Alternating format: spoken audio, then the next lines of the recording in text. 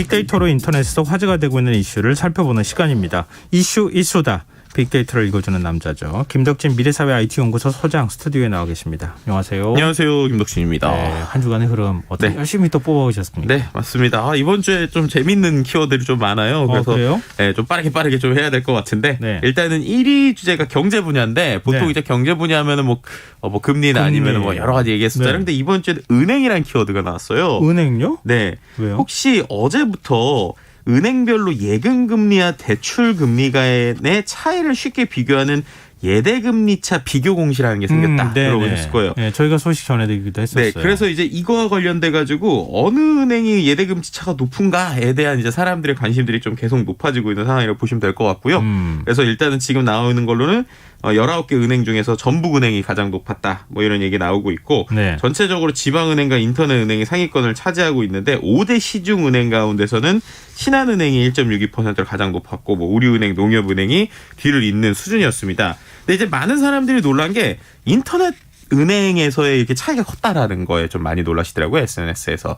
그러니까 예를 들면 네. 우리가 아는 인터넷 은행이 지금 토스뱅크, K뱅크, 카카오뱅크 이렇게 있잖아요. 네. 근데 그중에서 이제 토스뱅크의 가계 예대 금리 차가 5.6%. 5.6%요? 네. 그리고 이제 K뱅크도 2.46, 카카오뱅크도 2.33이니까 어쨌든 다 일반적인 그 은행들에 비해서는 2배에서 많게는 뭐 4-5배 이상 높은 거예요.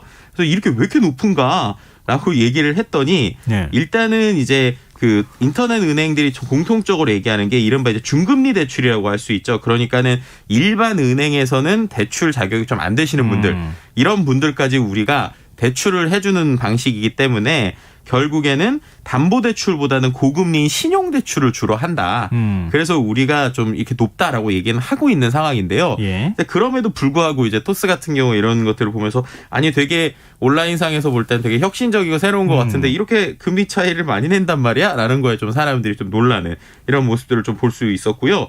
그 다음에 실제로 이렇게 예대금리 차들이 이제 한 달에 한 번씩 공시가 될 건데 과연 이게 정말 효과가 있을지에 대한 이야기도 좀 나오는 것 같아요. 네. 예를 들면은 어쨌든 말씀드린 것처럼 대출금리가 보통 개인의 신용도에 따라서 산정이 되기 때문에 네. 평균적으로 비교하는 방식으로 이게 과연 될까? 뭐 이런 얘기들도 있고요. 그리고 이제 예대금리차 줄인다고는 하는데 대출금리 자체는 건드리지 않고 예금금리만 올릴 수 있는 뭐 이런 것들에 대한 것 때문에 약간 걱정도 있지만 어쨌든 그래도 안 보이는 것보다는 눈에 보이니까 사람들이 좀 관심이 좀 높아지는 것 같습니다. 그리고 또 이제 관련돼서 네. 은행 관련 키워드 중에 또 대출과 관련된 키워드가 있었는데 금리 인하권에 대한 이야기예요. 그러니까 이게 최근에 이제 앞서 설명드린 대로 이렇게 예대금리 차도 나고 대출도 여러 개를 보면서 아 내가 대출 어떻게 해야지 그리고 최근에 이렇게 뭐 여러 가지로 금리 상황이 올라가는 상황이다 보니까 어떻게 조금이라도 줄일 수 있을까에 대해서 나올 때 이 금리 인하권을 한번 써봐라. 그러니까 금리 인하 요구권을 한번 활용해봐라라고 하는 기사들이 좀 SNS 화제가 되고 있다라고 설명드릴 수 있을 것 같습니다.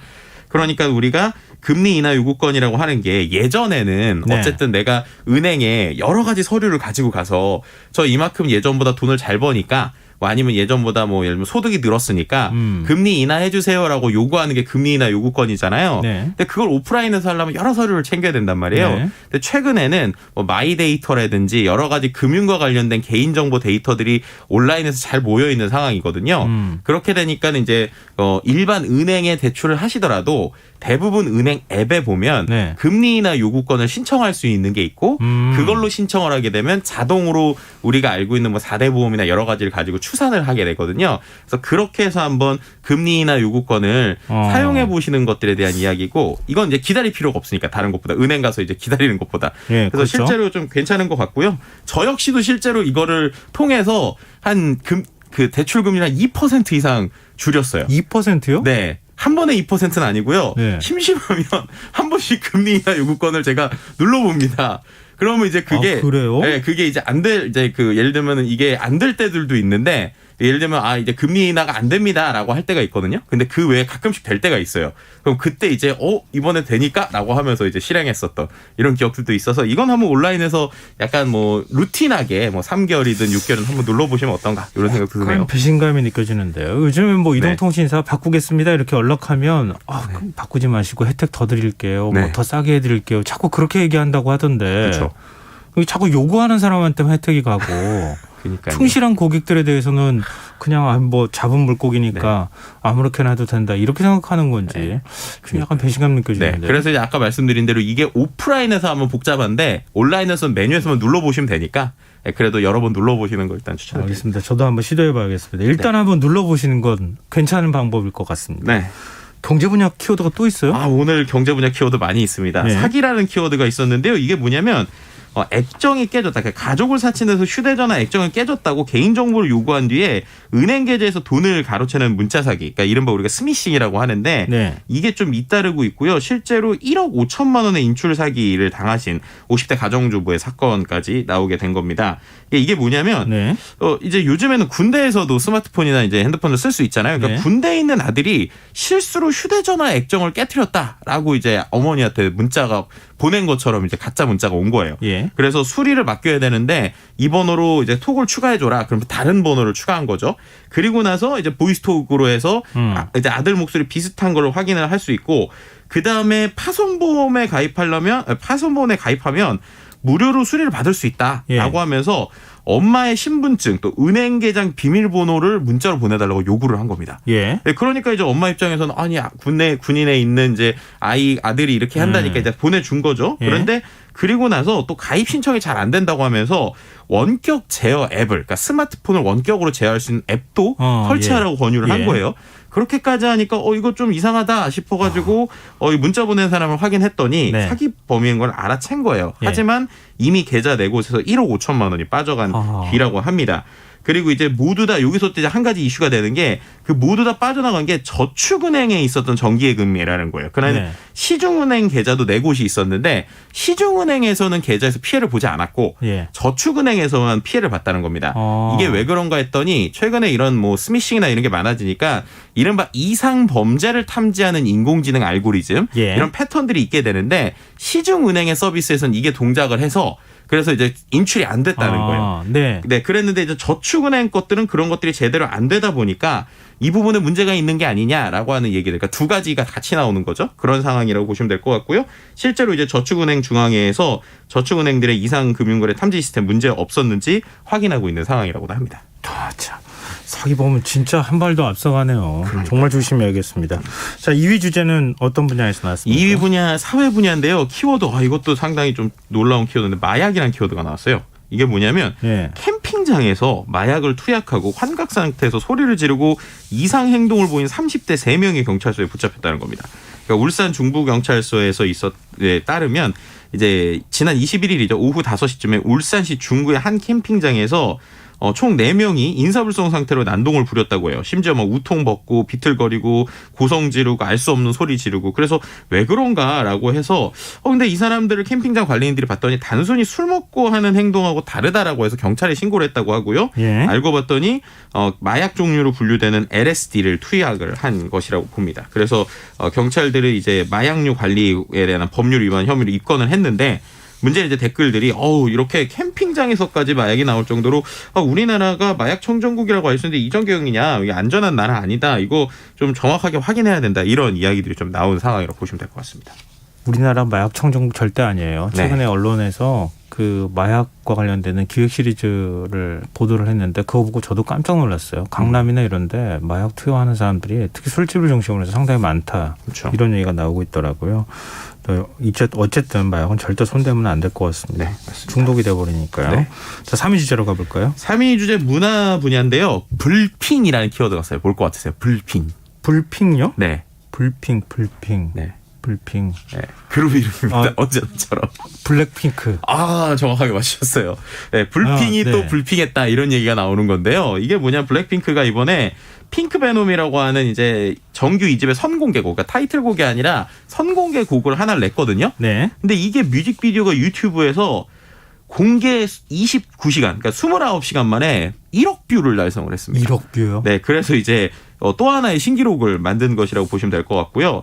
과거에도 이제 그 블랙핑크가 어떻게 보면은 기존에 있었던 그 나머지 뮤직비디오에서도 29시간 35분 만에 이제 지금 이번에 1억 뷰를 돌파를 한 것인데 이게 지금까지는 가장 빠른 속도고 그 전에도 걸그룹의 최단 기록이 블랙핑크가 가지고 있었던 How Do You Like That이라는 노래였는데 이때는 뮤직비디오가 32시간 23분 만에 이제 1억 뷰가 됐거든요. 그러니까 그때에 비해서 거의 3시간을 더 줄인 거예요. 그러니까 그만큼 엄청난 속도로 이제 사람들의 관심을 갖게 되는 거로 보시면 될 것 같고요. 실제로 이제 뭐 그 안에서 또 약간 우리나라 전통악기 사운드, 그 다음에 약간 우리나라의 문화를 상징할 수 있는 게 좀 초반에 나오다 보니까 이걸 통해서 또 K-팝 한류가 더 퍼지는 것이 아니냐라고 하는 관심이 좀 받고 있는 상황으로 보시면 될 것 같고요. 또 K-팝 관련돼서 위력을 최근에 실감할 수 있는 또 하나의 키워드라고 할 수 있는 K-콘이라고 하는 행사도 이번에 LA에서 열렸는데요. 이제 그 10년 동안 실제로 K-팝과 관련된 여러 가지 기획을 보여주는 게 K-콘이라는 행사인데 이게 이제 코로나 때문에 오프라인에서 못하다가 3년 만에 다시 열렸고 사흘간 9만 명 정도가 현장을 찾아서 K-팝을 즐겼다고 합니다. 대단하네요. 네. 4위 주제는요? 4위 주제는 스포츠 분야고요. 키워드는 김민재 선수입니다. 우리나라의 이제 그 수비수, 이제 국가대표 수비수로도 알려져 있는데 네. 이 수비수인 김민재 선수가 이탈리아 나폴리로 이적을 했어요. 근데 수비수잖아요. 예. 근데 오히려 데뷔한 지 2경기 만에 데뷔골을 넣습니다. 이게 손흥민 선수, 황희찬 선수보다도 빠른 기록이에요. 네. 네, 그래서 이게 안정적인 수비력이나 득점 능력이 있는데 원래 이 김민재 선수가 예전 그 우리나라 국대에서도 이제 워낙 이제 피지컬이 좋다 보니까 헤딩골을 잘 넣거든요. 근데 이번에도 이러한 공격 본능이 좀 빛나서 중계진도 칭찬을 아끼지 않았고 만점 활약으로 팀도 4대 0의 대승을 거뒀고요. 실제 또 재미있는 거는 첫 골을 아내에게 바친다 이런 이제 얘기를 해서 좀 사랑꾼의 모습도 보여줬다 이렇게 볼 수 있을 것 같습니다. 그 좋은 활약 부탁드립니다. 네. 자, 마지막 5위 주제는요? 네, 5위 주제는 산업 분야고요. 키워드는 에너지인데요. 일단 에너지의 날이었던 어제 22일 오후에 서울중구 서울시청 또 인근 건물 오후 9시부터 약 5분간 소등을 했고요. 네. 에너지의 날이 이제 2003년 8월 22일에 전력 소비를 최고치로 경신한 날을 계기로 해서 전력 과소비로 인해서 우리가 블랙아웃이나 이런 국민적 문제를 좀 이제 공감대를 형성하자라는 걸로 그 날이 정해진 거예요. 그래서 이날 이제 뭐 광화문, 서울타워, 뭐 광안대교 등 우리나라 이제 전국 주요 랜드마크가 오후 9시부터 5분간 일제히 소등하는 광경을 연출을 했습니다. 그리고 또 에너지와 관련돼서 한 키워드가 더 나왔는데 네. 요즘에 뭐 기름값이 오르다 보니까 이거 주유소들이 뭐 돈을 더 많이 벌었나 이렇게 생각할 수 있는데 네. 실제로 올 상반기에 주유소 140개가 사라졌다고 해요. 없어진 거 폐업을 한 거죠. 쉽게 말하면. 그러니까 유가는 올라가지만 이제 마진 구조 뭐 예를 들면 세금 등 여러 가지를 떼면 이제 폐업을 신고하는 주유소도 늘었고 예전보다 또 이제 전기차가 많아지는 부분들 때문에 좀 줄고 있다. 이런 포인트들도 기름 소비는 계속 줄어들 것 같네요. 네. 자, 이슈 이스타 지금까지 김덕진 미래사회 IT연구소 소장과 함께했습니다. 고맙습니다. 네, 감사합니다. 김성환의 시사의 1부 순서는 여기서 마무리하겠습니다. 전 11시 정각 2부에 다시